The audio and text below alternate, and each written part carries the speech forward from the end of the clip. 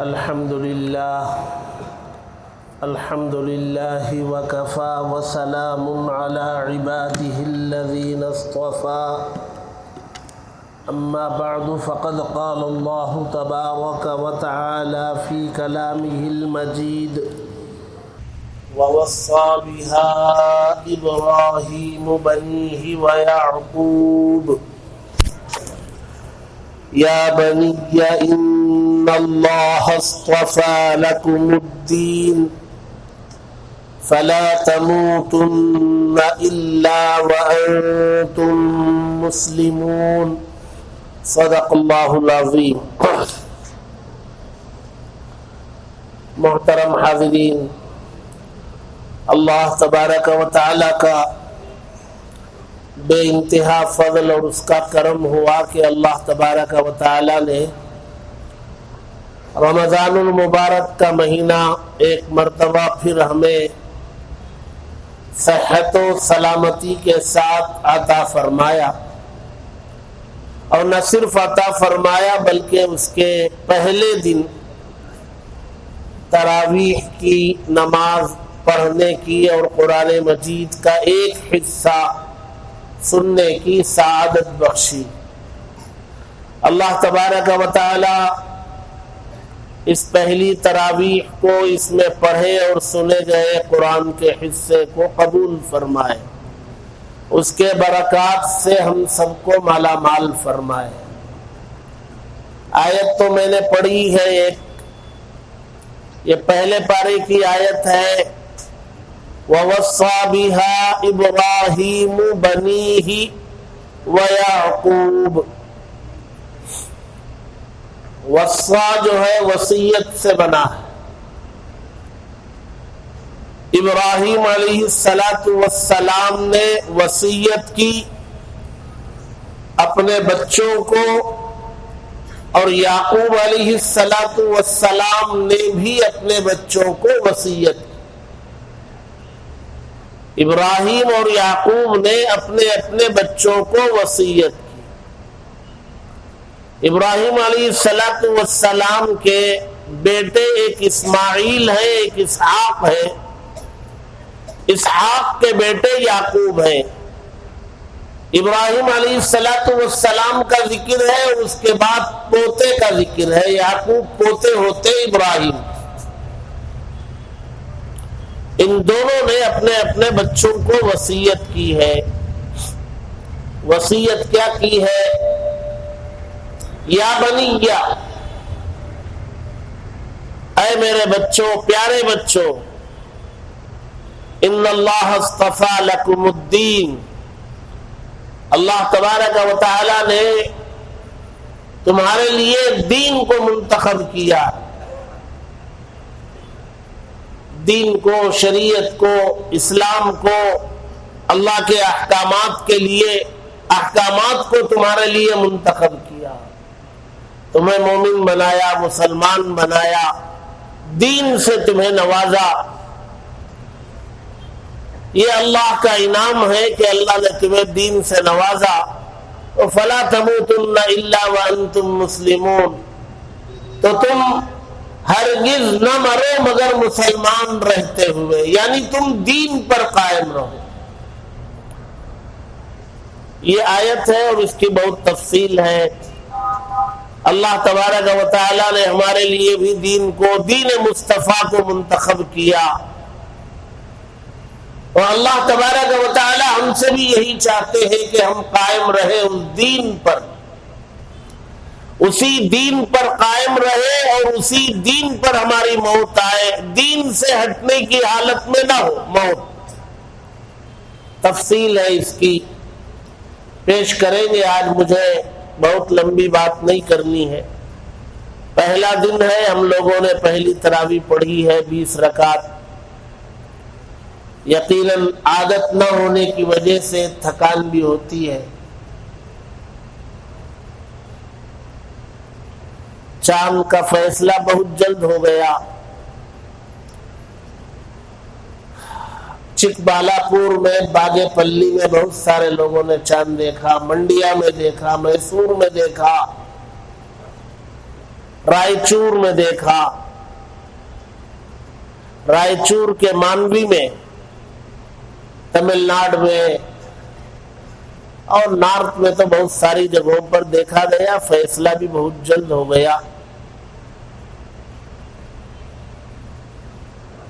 لوگ اپنی اپنی جگہوں پر پہنچ گئے اور اپنے وقت پر تراویح پڑھنے کا موقع بھی ملا۔ اب کل سے دوسری عبادت ہے اہم ترین رمضان کی، وہ روزہ۔ رمضان کے لیے سحری اور افطاری کے اوقات پر مشتمل ایک چارٹ نکالا جاتا ہے، اس میں اوقات ہوتے ہیں۔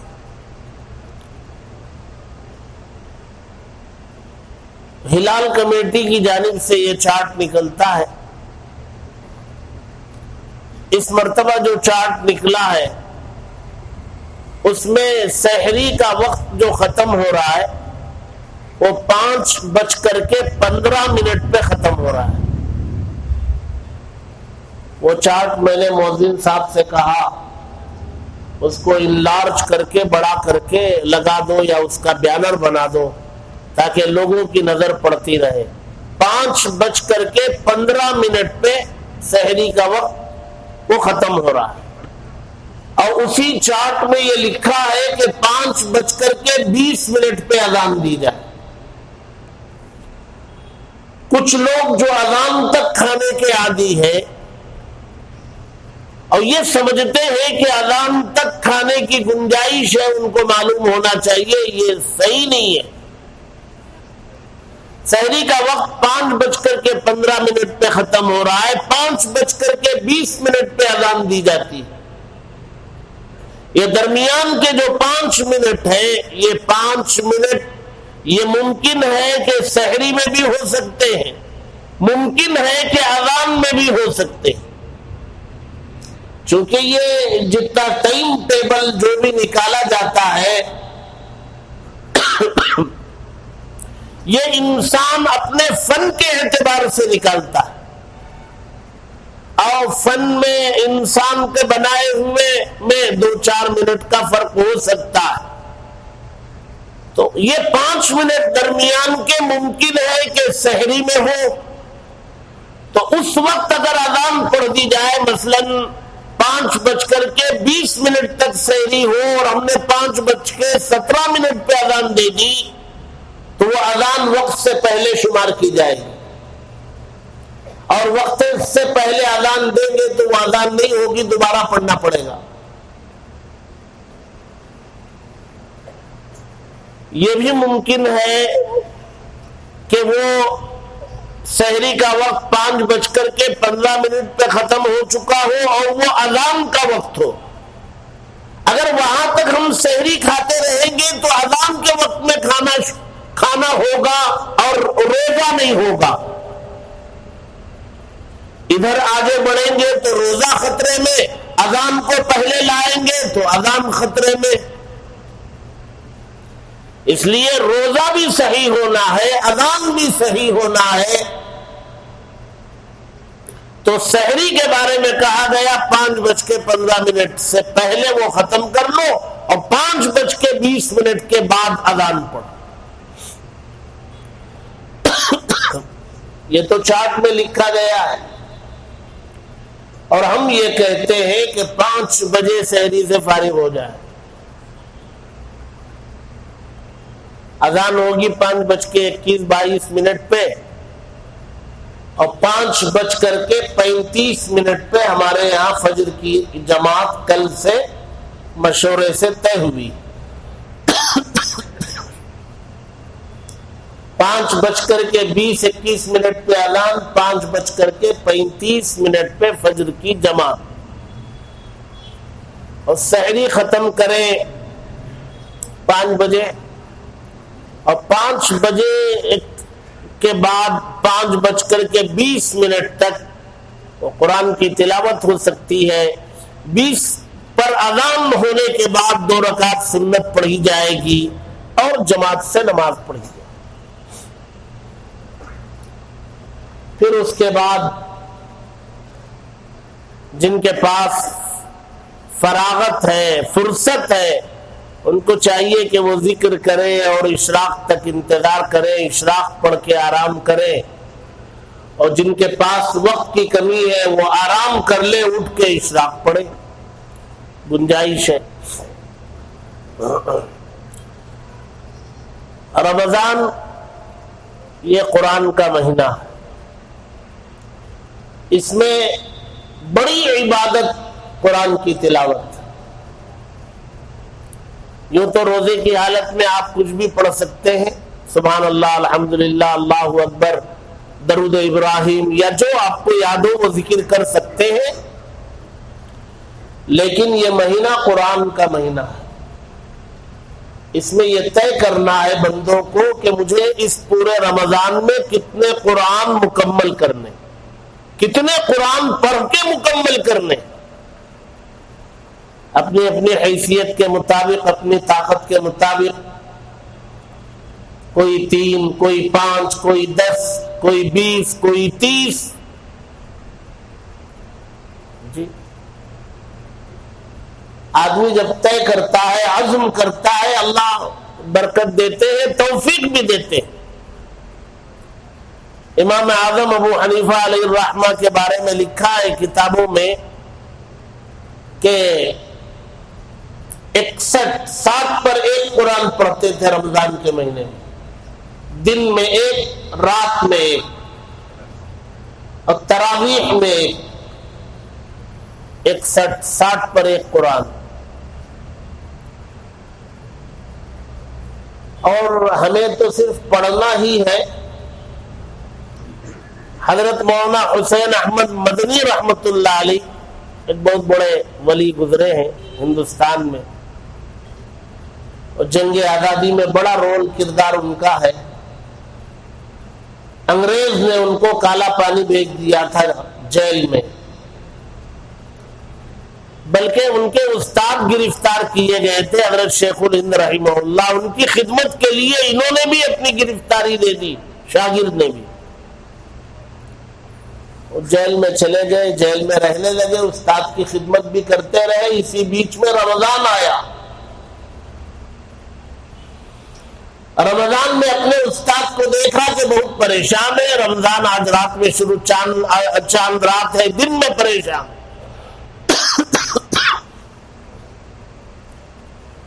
شاگرد نے بھانپ لیا کہ بھی استاد پریشان ہے، پوچھا کیا بات ہے؟ کہا کہ رمضان شروع ہونے جا رہا ہے، اور رمضان میں تراویح میں پورا قرآن پڑھنا یا سننا سنت ہے، اور کالے پانی والے جیل میں کوئی حافظ نہیں ہے، تو تراویح میں قرآن پورے سننے کی سنت یہ کیسے ادا ہوگی؟